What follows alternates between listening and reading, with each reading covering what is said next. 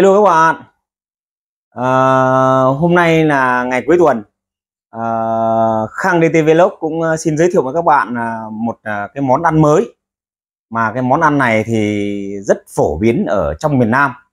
Đó là cái món ăn là cà ri vịt. Đấy. Thì trước mắt là mình sẽ giới thiệu với các bạn là cái nguyên liệu để làm nên cái món cà ri vịt này. Thì báo cáo các bạn là cái món cà ri vịt này nó có nguồn gốc là từ Trung Hoa. Đấy, thậm chí là nó cũng được là một số cái nước nó phổ biến, kể cả ngay bây giờ là Ấn Độ cà ri vịt cũng có. Thì tại Việt Nam thì cái món cà ri vịt này phát triển và được người dân hay nấu để mà ăn. Đó là những người miền Nam, mà đặc biệt đó là cái vùng miền Tây. Các bạn biết không, là vừa rồi ấy là cà ri vịt bạc liêu đã lọt vào top 100 của những cái món ăn ngon. Đấy. Thì nói như thế để các bạn hiểu thêm. Thì sau đây mình sẽ giới thiệu với các bạn là cái nguyên liệu để làm lên cái món cà ri vịt này như sau. Thì giới thiệu các bạn, đây là khoai, mà ở đây dùng hai loại khoai, một loại khoai nang và một loại khoai môn. Đấy. Lý do ta phải ngâm nước là sau khi ta gọt đẽo xong sạch sẽ, ta rửa qua nước muối rồi ta phải ngâm nước. Không có thì nếu ta bỏ ra ngay thì nó sẽ chóng thâm. Vậy trước khi sắc thì ta sẽ tạm thời chúng ta ngâm nước đã. Cái thứ hai nữa là mua một con vịt. Thì tùy theo cái lượng người trong gia đình thì có thể mua một cái con vịt từ 1,5 kg đến 2,5 kg, 3 kg.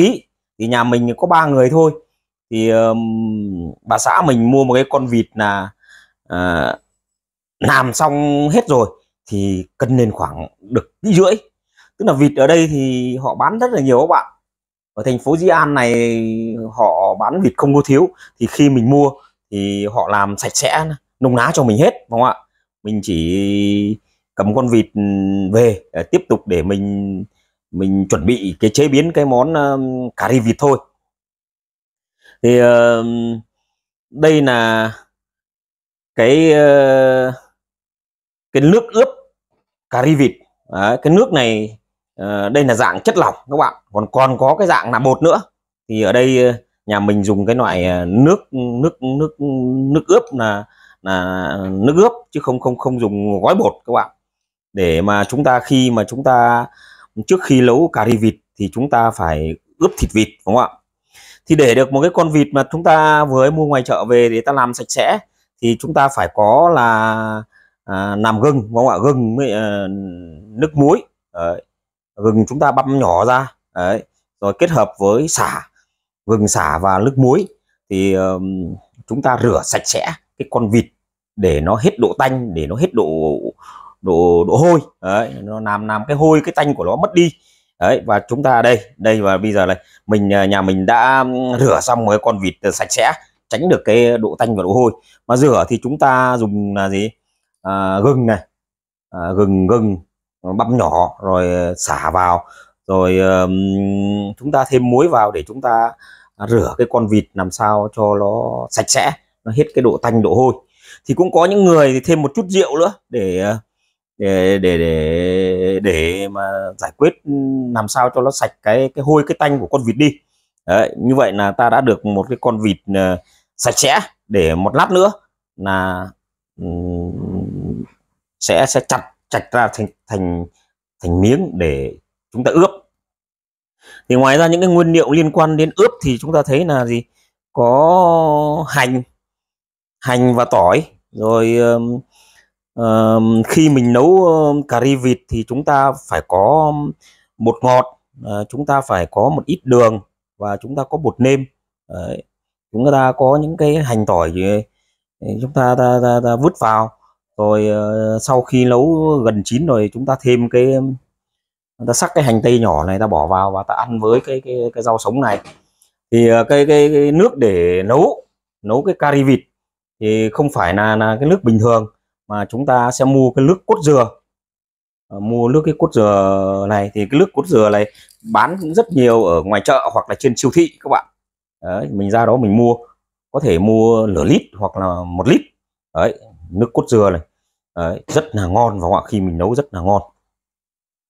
Thì đối với cái món cà ri vịt này thì báo cáo bạn là gì, ở trong này người ta ăn uống là người ta thay là ăn điểm tâm, và cũng có khi là người ta thay là cái ăn chính luôn, buổi trưa buổi chiều luôn. Bởi vì khi mà mình đã nấu được cái món cà ri vịt này, chúng ta chấm bánh mì, chúng ta dùng bánh mì để chấm với cà ri vịt để ăn, hoặc là chúng ta dùng với bún để ăn cà ri vịt thì rất có chất lượng. Đấy, các bạn biết đấy, thì chúng ta đã dùng bún và chúng ta đã dùng tới bánh mì thì nó liên quan đến tinh bột rồi, thì chúng ta có thể thay thế bữa ăn sáng hoặc thay thế bữa ăn chính của chúng ta trưa và chiều cũng được. Cái hai là các bạn quan tâm là gì, ở trong cái nồi cà ri vịt chúng ta cũng đã có khoai môn và khoai lang, thì bản thân nó cũng chính là tinh bột rồi, phải không ạ? Nó là một trong những cái dạng ngũ cốc mà cung cấp cái năng lượng cho cơ thể. Cho cơ thể thì chúng ta thấy là nó có 3 cái dạng mà chúng ta cần quan tâm, nó là glucid, protein và lipid, phải không ạ? Thì ở đây đối với món cà ri vịt là đã đáp ứng được đủ 3 cái chất đó cho cơ thể chúng ta, phải không ạ? Chúng ta có tinh bột, chúng ta có chất đạm, chúng ta có chất béo này, đấy đủ phải không ạ? Thì mình muốn xoáy sâu lại để cho các bạn biết là rửa con vịt phải sạch sẽ nha bạn. Rửa thì có thể mà kết hợp với gừng, nước muối và sả. Chúng ta dùng đũa, chúng ta dùng xả nước, chúng ta là bóp đều cho rửa sạch cái con vịt có nó hôi. Đấy. Thì đây là cũng là một món ăn ngon và bổ dưỡng của người miền Nam, mà đặc biệt là người miền Tây. Đấy. Thì cũng qua cái món cà ri vịt nhà mình nấu này, thì cũng mong các bạn quan tâm đến gia đình, không phải là chỉ có miền Nam miền Tây, mà các bạn miền Trung miền Bắc cũng lên học được những cái món cà ri vịt nó ngon như thế này, để chúng ta nấu nướng cho gia đình ăn, thì cái được phổ biến đến các vùng miền đối với cái món này thì là rất là tốt. Như vậy là chúng ta tiếp tục là đi ướp thịt vịt để chúng ta làm món cà ri vịt nhé các bạn. Báo cáo các bạn là sau một hồi chặt vịt đấy, chúng ta chặt con vịt ra làm nhiều miếng nhỏ, và chúng ta chặt xong và chúng ta đưa vào nồi. Chúng ta sẽ bỏ thêm sả vào này, và chúng ta đổ thêm hành tỏi vào. Đấy. Rồi tiếp tục là chúng ta đổ đường, bột ngọt và bột nêm vào. Đấy, cho một lượng vừa phải nhé các bạn.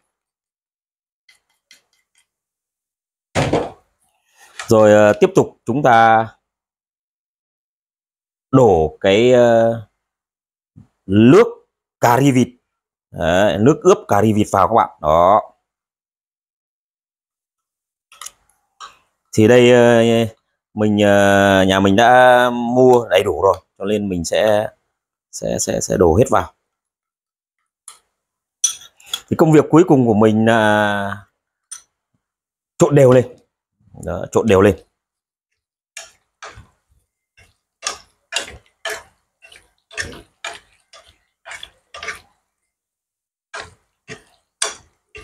Đó, ta được một cái màu sắc rất là đẹp.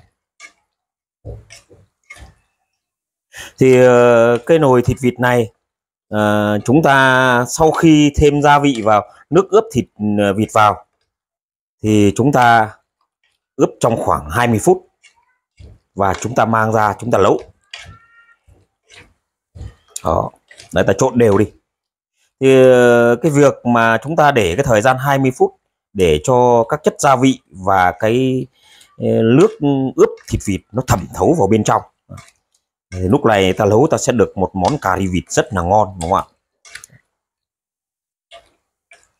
thì nếu mà ta có thời gian ấy, ta cứ để ướp tới 1 tiếng, còn không thì ta ướp 20 phút là được rồi.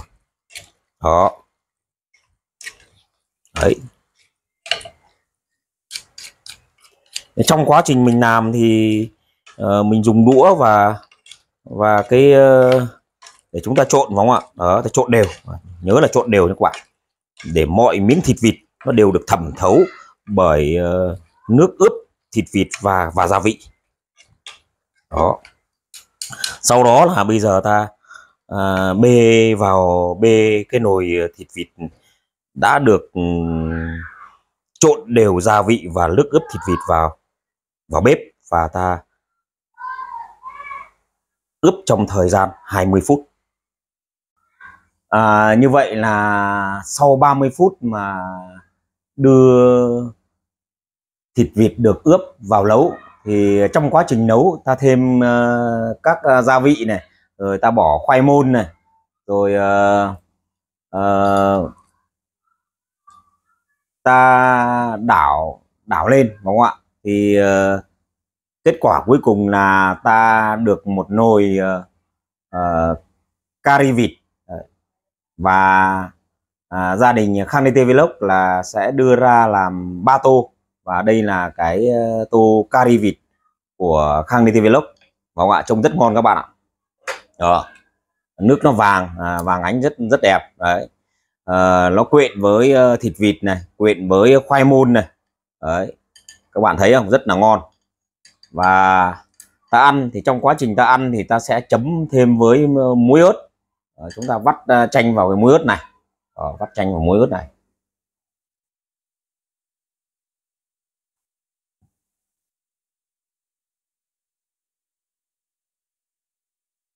Rồi, ta đảo lên chút xíu để cho. Rồi, xin mời các bạn nhé. Cũng đói lắm rồi. Chờ mãi mới được món cari vịt. Món này thì lâu lắm rồi mới ăn các bạn. Mình thưởng thức thử xem nó ngon như thế nào. Để làm miếng thịt vịt, chúng ta chấm vào đây.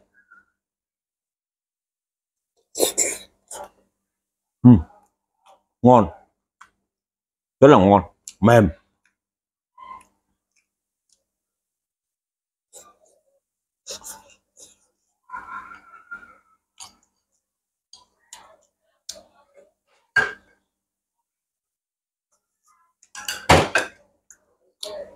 Cái này chúng ta vừa đơm ra tô, cho nên là nhiệt độ nó rất cao.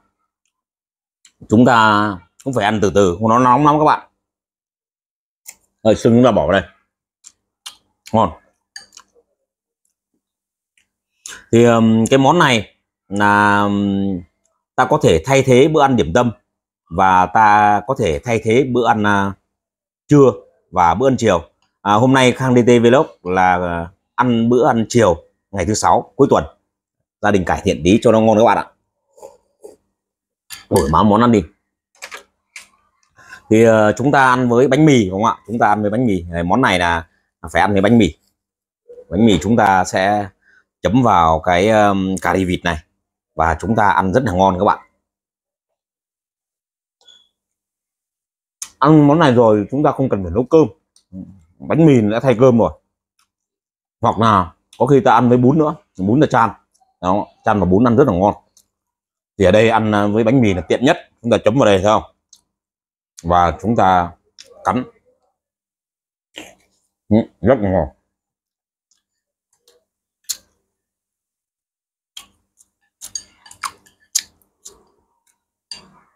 Đó, đây là cái đùi vịt.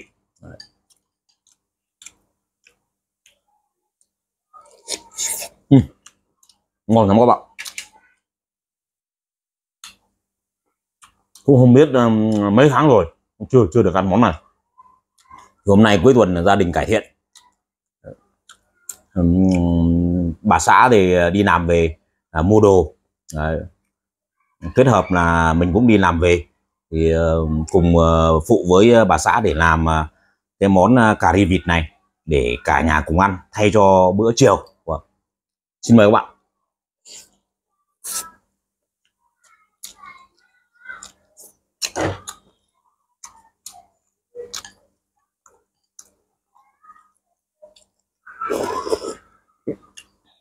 Cái nước của nó rất là ngon các bạn. Như vậy ta chấm vào, chấm bánh mì vào, hòa quyện với nhau rất ngon.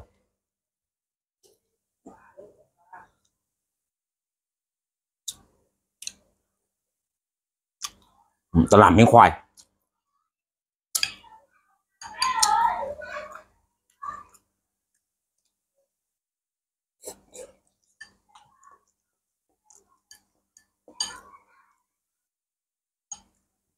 Thì đối với cái khoai nó cũng rất là nóng, chúng ta cũng ăn làm sao cho nó cẩn thận, ta ăn rất là cẩn thận.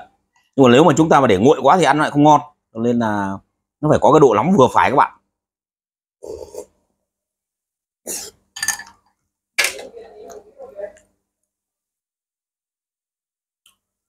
Nó ngon như thế này có khi mình phải có khi làm hết 2 tô đấy các bạn.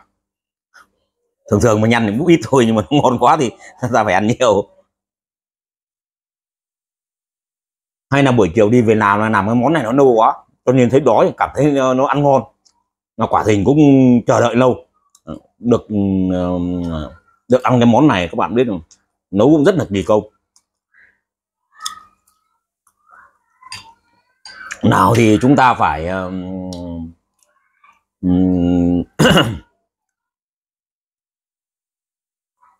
phải mua đồ nguyên liệu này, rồi nào thì chúng ta lại phải chặt vịt ra, chúng ta ướp cái thời gian từ 20 phút trở lên này, rồi trong đó là rồi ta lại đưa vào bếp ta nấu này, rồi cái thời gian để nấu được cái món này cũng lâu đấy các bạn. Đấy.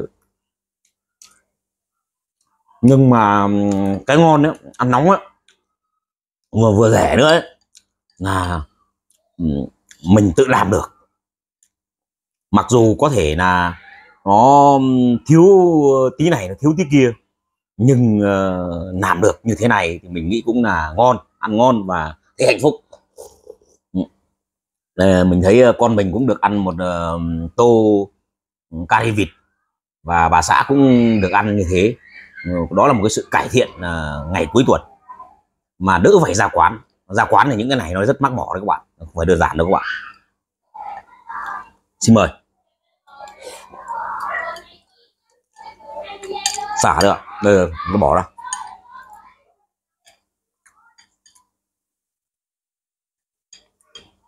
Như vậy với một con vịt ký rưỡi thì với 3 người ăn thì thoải mái các bạn.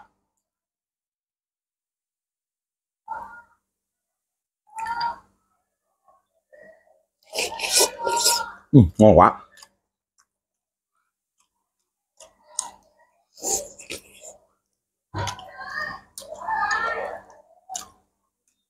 Thì như mình cũng đã nói với các bạn rồi, người miền Nam, đặc biệt là người miền Tây, là người ta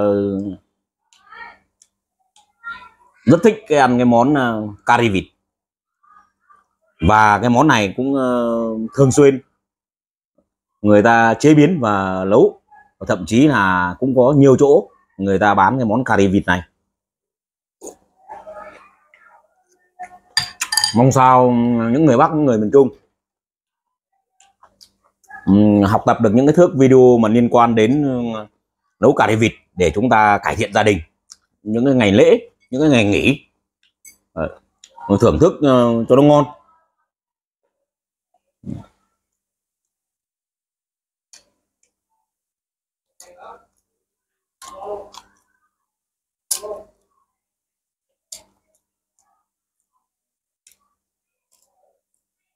Giờ hôm nay nhà mình không phải nấu cơm, cả nhà ăn cà ri vịt, mỗi người làm một tô, và ai thích ăn nữa tới nồi để múc tiếp vẫn còn. Rồi.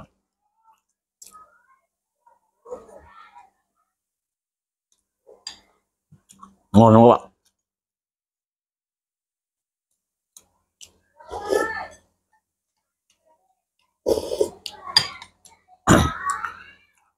Đối với trong này thì người ta nấu thì người ta thêm một tí đường, thì lưu ý để mà người Bắc mà ăn được thì ta cho ít đường thôi, cho một chút đường nhưng không nên cho nhiều quá.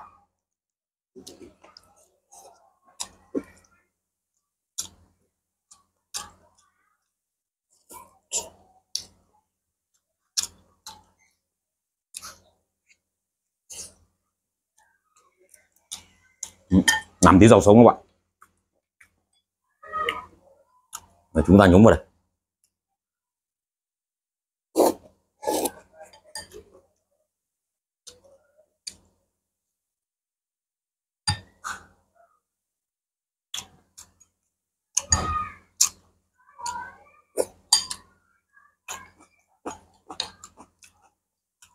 Với một cái tô như thế này kết hợp với ăn với 2 cái bánh mì như thế này là như vậy là ta đã được một bữa ăn ngon, đủ no, đủ ngon và đủ chất các bạn. Đó.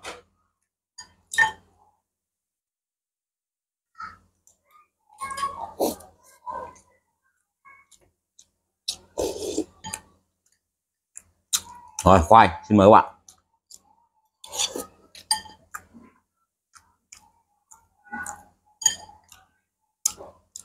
Xin mời.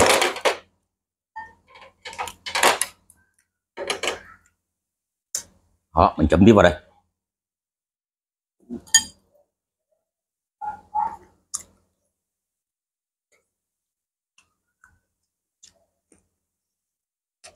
Ngon, rất ngon các bạn. Không phải là mẹ hát con khen hay đâu các bạn, mà quả thực cái món này là nó bổ dưỡng lắm, nó ngon, chấm với bánh mì ăn nữa là cả ngon. Nhớ là chúng ta ăn nóng một chút nha các bạn.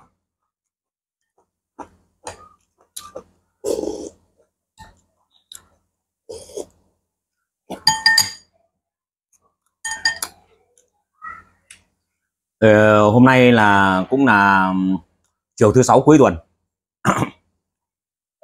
Khang DT Vlog là giới thiệu với các bạn là cái món mà nhà làm được,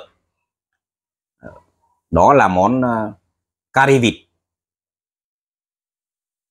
Thì để làm được thì chúng ta cũng rất là đơn giản. Chúng ta đi chợ, chúng ta mua nguyên liệu, rồi với cái kinh nghiệm tay nghề nấu thì chúng ta sẽ nấu được món cà ri vịt. Để nấu ngon thì chúng ta cũng có thể là gì, ngoài kinh nghiệm ra thì chúng ta có thể tham khảo thêm sách vở hoặc là trên YouTube để chúng ta là nấu cái món cà ri vịt, làm cái món cà ri vịt nó sạch sẽ và nấu nó ngon hơn. Đấy thì đấy thì Khang DT Vlog muốn nói với các bạn là cái điều đó, thì rất mong các bạn quan tâm và đồng thời quan tâm đến kênh Khang DT Vlog và hãy ủng hộ bằng cách là đăng ký và xem video của kênh Khang DT Vlog để giúp kênh phát triển, để lần sau sẽ có những cái thước video hay hơn, sẽ có những cái nội dung về video nó chất lượng hơn để đưa đến các bạn, cho các bạn xem. Cảm ơn các bạn rất nhiều và cũng là ngày cuối tuần thì chúc các bạn là vui vẻ cuối tuần nhé. Bye bye các bạn.